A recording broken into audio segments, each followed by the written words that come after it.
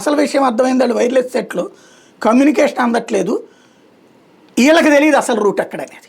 మమ్మల్ని తీసుకెళ్ళు ఆయన అట్టగా వెళ్ళిపోతున్నాడు కొండలు.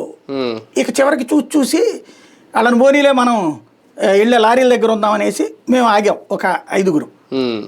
ఆగిన తర్వాతన అడవి మధ్యలో మాకెవరినన్నా వెనక్కి తీసుకెళ్ళాలంటే ఎట్లాగా, అడవిలో దారి ఎట్ట తెలుసుద్ది. పొద్దున అయ్యాక చూసుకుందామని అక్కడే ఉందామని డిసైడ్ అయ్యాం. అప్పుడు మాకు నీళ్లున్న ఒక ప్లేస్ దగ్గర దాకా వెళ్ళి అక్కడ చుట్టూ గొయ్యి తవ్వుకున్నాం అందరం కూర్చుని. ఎందుకంటే పాములు కానీ జంతువులు కానీ వస్తే మనం ఎక్స్పర్ట్స్తో అంతకుముందు ఫారెస్ట్ డిపార్ట్మెంట్ వాళ్ళతో మాట్లాడి ఉన్నాం కాబట్టి అవగాహన ఉంది కాబట్టి కందకం తవ్వుకుంటాం. అప్పుడు మన మీదకి రావన్నమాట ఇవన్నీ వచ్చిన వాటిట్లో ఏమన్నా మంట అన్న పెడతాం. అట్లాంటి సిస్టమ్ అవసరం అయితే అంటే అట్లాగుంటది.